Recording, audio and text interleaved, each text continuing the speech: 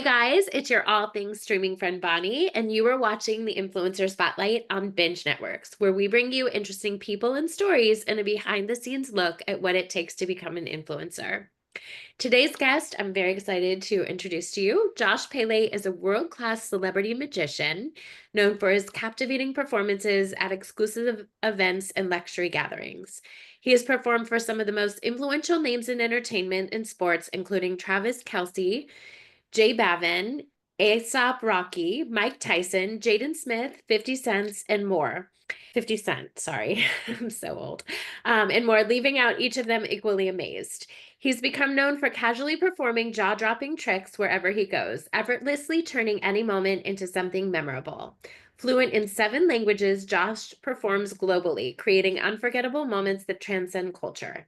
His magnetic presence has earned him features in Forbes, Rolling Stone, Bloomberg, and live TV shows, making him a standout in both entertainment and media. Welcome to the show. Thank you so much for having me. Super excited to be here. Yeah, so how did you get into this? That's my first question. Like, obviously, this isn't just a standard, college offering. Yeah, it's the randomest thing. Most people assume it's a childhood gift or something when I was little, but to be honest, it came to me later in life when I was on a visit to Italy and in my downtime on the trip, which had no intention other than like a vacation. I was just relaxing, saw a deck of cards, started fidgeting with it, started creating, had an idea, but no magic background, no concept of what an idea is, what is a trick. So I went around the streets of Italy to strangers that didn't speak English, trying the same trick over and over, but the responses were amazing. Everyone loved it, everyone had great feedback, and that kind of spurred me into pursuing this career. Once I came home, I just went from there. I love that.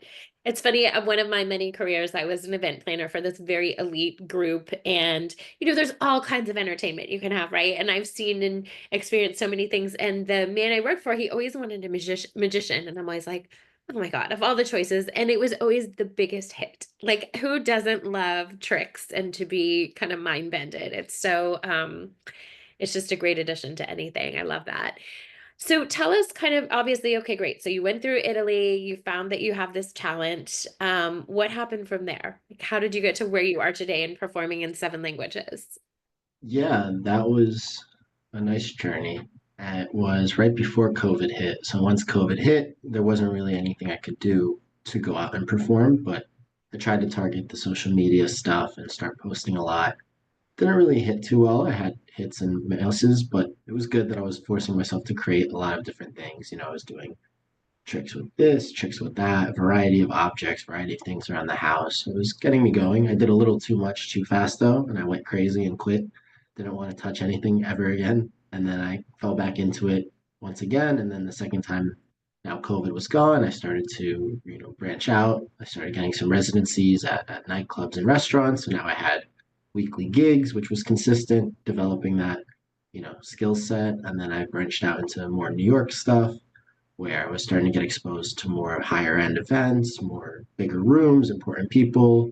Started getting the celebrities, and then one celebrity became two, became three, and then I became known as the celebrity guy. And now years later, I can't even count how many celebrities. It feels like it's a daily thing, and it's good to be in that position. I forget how like random that is. To me, I'm so used to it because it's like, oh, I'm doing my job, but other people like that's not normal for people to just be next to person A, B, and C. And I'm like, oh yeah, I used to go crazy about that. So it's a different change. Never gets old. It's always a great feeling. I love it, but it's just been a journey of just constantly, showing myself to the world. And if the world doesn't like it, I make them like it. If they like it, that's good for me. So, I mean, that is pretty remarkable to be performing, like even just to create all of this and to perform in multiple languages, but then to be kind of carved into that niche of celebrities. Like, was that weird at first? To be, who was your biggest star first? Big star. Well, I don't know. I mean, you mentioned a few earlier in the intro. I do a lot of big stars. It really just depends on what you like. If you like rappers, I can go down the gauntlet. If you're into music, I can go down the singers list. I can go down the DJs list.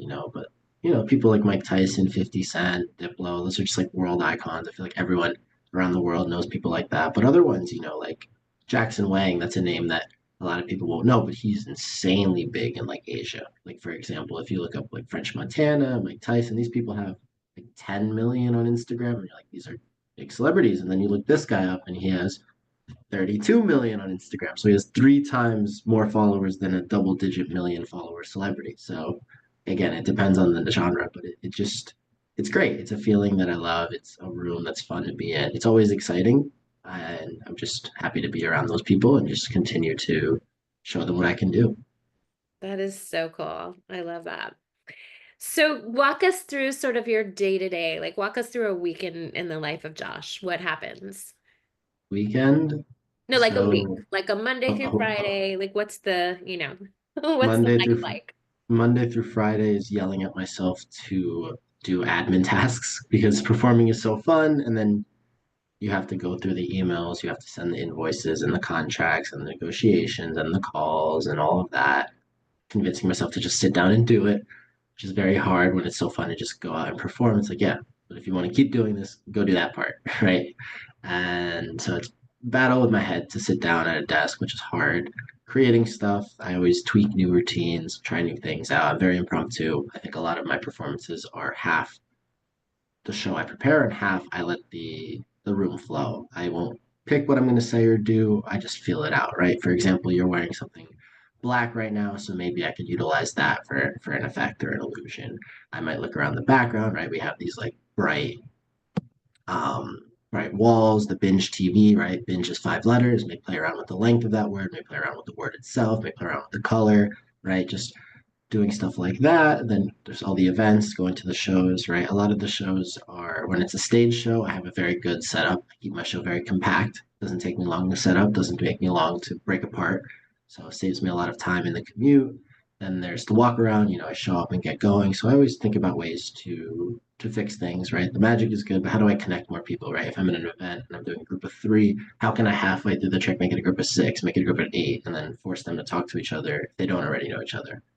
So I'm always kind of innovating the movements, the rooms. How do I maximize, the audience's response? How do I maximize the audience's interaction, not just with me, but with each other, which is always a big thing, right? You have this experience, you have this magical moment. Someone else just watched it with you. If you want to talk to someone about it, that's the only person you can talk to, which is like a great icebreaker for people that are shy, for people that are, slowly getting out of their shell, right? You don't have to say anything. I break the ice for you, and you've already made a new friend. So it's a really fun kind of experience to be able to give others. So I'm curious because I've been hearing I have so many questions on what you just said. But so let's go back before Italy. When you were younger, were you extremely talented in math and pattern recognition? And like, were there any signs from your earlier days that this was coming? Yeah, I think now, hindsight's always 2020. And once you look back, you can like see all those moments. I wouldn't necessarily say that that's the cause because, for example, my name is Josh. So I'll give a very easy example, right? If I asked you, have you met a lot of Joshes in your life? Right? Without thinking, you don't know yes or no. But now that I said, have you met a lot of Joshes? You're going to think back to every Josh you met. And if Yeah. relatively quickly you can come up with 4 or 5 instances, right? You're going to be like, oh, I do know a lot. Well, no, you just thought of a few right away. It's going to feel like but maybe you meet a Josh once every 5 years. But in the last year, you happen to go to an event with a lot. So it's kind of a trick on your mind where it's like, yes, now that I think back, this is probably it. Whether it actually is or whether it's just like that feeling because now I can look back and convince myself that's another story. My growing up was mainly sports. I was definitely good at math and pattern recognition. I don't know how much of that transcends into the magic or just complements it. But I was always an athlete. Played soccer my whole life. Went to college on a soccer scholarship. That was Mm. going to be my career. Now I have a joke that I say to myself is I spent my whole life investing my blood, sweat, and tears in my legs to get a career that uses my hands. So very, very big twist in this world. It's funny because I have 2 small children and I'm always just like obsessing about like their talents and what they're going to be. Like my son, like is very similar to you. He's 4. He just turned 4, but he can recognize any pattern or fix. He's like even at 3, he'd walk around and he's like, "Oh, I can fix it, Mom." I'm like, "What?" And he could because he just observes how everything works. No, So I was just wondering like if you had that growing up, if your mom was always like, "Okay," because you're putting together patterns and things, and that's really cool. Okay, so fast forward into today. So that's so interesting. Do you have an agent? Like, how did you know how to do all this stuff when it started escalating and then you're getting in front of these celebrities? There's obviously Yeah, not a Become a Magician for Dummies probably book. Like, how did you know how to do all of this? And how do you know what to charge a celebrity for a you card don't show? know what to charge. Honestly, you think you know what to charge, and then I think the general rules of business apply very well to a magician, right? Like if you offer someone a price and they say yes right away, that means you didn't offer enough. Yeah, So it's just nothing to do with the magic. It's just the normal business, right? How do you set your prices? Well, if you're happy with your price, good. Could you or should you be charging more? Probably. Why not raise your rates? If people are not taking it, then you're going to have less clients, but more money. So it evens out. If everyone's still taking your higher rate, then you definitely were undercharging. There's really no value you could set on Magic. So it's a game you kind of play with yourself. What are you comfortable with? What are you comfortable with making? What are you comfortable with charging? But just like any other business or service, it's not like a product where you've got a Coke can, you can't charge a certain price for a soda because people will just go get the other. There's no replacement to Magic, so there's really no, oh, can I do this? If anyone goes for a different type of entertainment, that's not changing it. That's just getting a different entertainment. So you can't compare it to anything else. That's just something you kind of learn with what do you feel your value is, what do you give to the events, what makes you different. So yeah, pricing is definitely a an interesting one. I don't have an agent. I do everything by myself, which a lot of people are like, how do you do it? I'm like, because you just keep doing it, right? Like if you're trying to do PR, who writes articles? Journalists, writers. If you meet a lot of them, eventually someone's going to like you enough to write about you. And if one yeah, does it, the other does, right? If you're at an event and they're doing coverage, they want to highlight the event. If you're part of the event, why not say, hey, do you want to name drop me? I'm part of the event. The worst they could do is say no. It's a free ask with a big value add. right. So that always works. The annoying part, like I said, doing it myself is I don't always like doing emails and contracts and that. It's not tedious. It's just one of those things when you know something is easy, you push it back because you're like, I can just get it done. And then the Yeah. next day and next day versus when something's hard, you're like, okay, this will take me a while. Let me sit down now. It's one of those things. I have a lot of small tasks and all of them in my head. I'm like, they're so quick. I'll do them later, and I don't do them. Just a productivity thing. But I think the main thing is just being aware of what I need, being aware of where my arms are stretched thin. Right? Is it me not being lazy, or is it me being overwhelmed? And that's a good distinction where you start to say, okay, well, maybe I should add someone, or maybe I could have someone do this, and you know yourself best, you know where you work best, you know where your time could be spent more optimally if you think about it, and you kind of start to distribute that kind of time management for yourself over whatever things you feel are next for you to achieve wherever you're going. Yeah, it's so true. I feel like any business has those things, right? It's not it's like crazy to think, you have a talent, so that's very different, but like it really is. It's all the same thing. Like there's things in my job that I don't love to do that I have to do on a daily basis that pile up and but yet like these are the things that I love. I love doing the interviews. I love doing the, you know, marketing and all that kind of thing. So that's really cool. So what's next? Like what do you have on the horizon that you're looking forward to? Yeah, I think my most ambitious things, the language thing, I want to set a world record with that. I want to reach out to Guinness and try to do the most magic tricks in the most languages by a single magician. So I don't think that record exists, so I would be the first one to do it. Obviously, if I did it now with my seven, I feel like someone would break it pretty quickly, which I don't want. Also, it's a very niche thing. I don't see a reason for any magician to want to study that hard to target it, but it's very possible there are magicians out there that speak seven. So for me, I probably would want to do like maybe 20 to 30 tricks in 20 to 30 languages. That's a number where there's definitely no one that speaks that many. And if there is, they're definitely not a magician. So there's definitely no reason for them to want to go after it. But even if they did, like I would just be happy to be able to say I did that, which I know I can. It's very fun, to travel the world. All my shows are in English, but when you go into the streets and you do it in their native tongue, the responses are magical, right? I don't even have to do a trick. I just say like, "Hi, how are you?" in Korean, and the responses is they freak out, which is awesome. So that's a project I want to work on.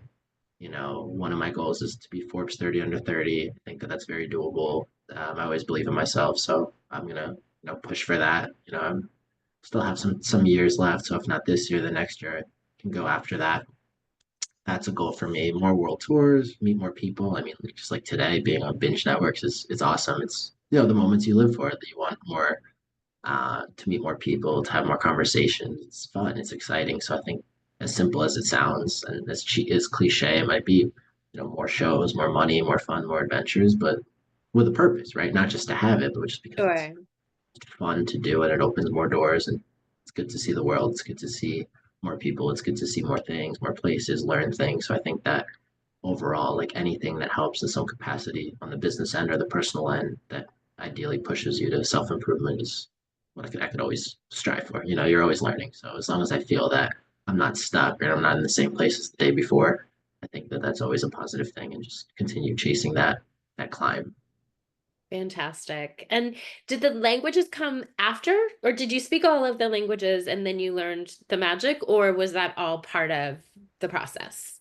Yeah, half and half. My first language is Russian, so that one makes it easy, and English is where I perform in, so that was also easy. I always had a pretty good level of Spanish, and it kind of grew over time. And when you do certain shows with Spanish audiences, or at least some the people are Spanish, you notice that the families come in. It's the grandchildren, parents, and grandparents. Children are born in the U.S. They speak English. Parents immigrants, but their English is decent enough. They either speak it or they understand it, so you can perform them. But the grandparents don't want to participate, and it's not that they don't want the magic; it's that they just don't understand any English. And I always felt that if I'm doing a group, I want to get the entire group. And so by being able to switch to Spanish, it includes the grandparents. It gives a more connected feeling for the grandparents to the children because they can have that feeling they just saw their kids see or their children see or their grandchildren. And that kind of excited me. And then I tried to learn another language, which would have been Portuguese, and didn't go well. And then I tried a second time, and for some reason, it clicked very well for me. And then I was like, wow, now I speak four. And once you speak four, you're considered a polyglot, which is a title I always wanted for myself. So I thought I was like, why not push it further? And then in November, when I performed in Sweden, I did a YouTube video. I wanted to give myself a challenge. Can I crash course a language and see if I could, in a month, get to a level where I could perform in it? And so obviously I didn't get like super fluent in Swedish. I was very conversational, but I could do all of my tricks fluently. And I did an entire video going around the streets to strangers and just only speaking Swedish, only performing in Swedish. And making that video was very fun. And I was like, I can do it, right? In 30 days, I can't learn a language, but I could learn enough of a language to perform in it, which is pretty much what I want to do, right? I want to make that connection through one or two tricks or three. And so I definitely want to continue that series and just do it with all kinds, right? If I ever get to perform in Asia, learn an Asian tongue and do it. If I ever get to perform in any country I haven't been to, do it. And I've done it in seven languages already, which is awesome. And now I just do it more in those seven, right? Improve those. And then anything after that, just try them out. Why not? It sounds like a cool thing. Maybe I'll do a 30-day, 30 trick challenge. So 30 videos, each one is a different trick to a different person in a different language. So I'll also have to find 30 Amazing. foreign friends. So that'll be a challenge too, which will be fun. I think I'll definitely go after that. And that would also help me toward the record. So I don't know, it's just fun creating projects, finding ways to connect with people, whether it's magic or not, just adding those in. No one in the world does the language magic like I do. And I think it's cool. And if they did, that's great, but they're not going to. It's too hard. I don't really see a reason for them. You'd have to really want to do it for the fun of it, which is what I Yeah. like. If you're going to copy me, that's fine because the only people that can copy the crazy ideas I have are ones that actually like it because they will go crazy trying to if they don't actually enjoy it, which I think is a pretty cool thing about, the way I build my ideas and projects. Amazing. So unique and so cool. I love that you're doing this. Well, where can people find you if they're interested in connecting or having you at one of their events? Yeah, absolutely. I'm Josh Pele Magic. You can find me online, joshpelemagic.com, Josh Pele on LinkedIn, Josh Pele Magic on Instagram, on YouTube. Just Google Josh Pele and you'll see everything pop up. Awesome. Well, thank you so much for being here, Josh. This is just the coolest new thing. I love it. For me. I mean, it's not new. It's just Oh for me. no, It's it was fascinating. amazing. Thank you for having me. It's very cool. I am sure your 4-year old and your other children are gonna have similar stories like me when they're older. So I'm excited to see, the other Yeah. side, interviewing you and interviewing them on the cool stuff they'll do as well. Awesome. Great. Well, thank you everybody for being here. And if you are a creator and you're looking for distribution on major streaming networks, let us know. You can get a complimentary consultation at bingedistribution.com. And remember, keep creating because the world needs your work. Thank you, everybody. Have a great day.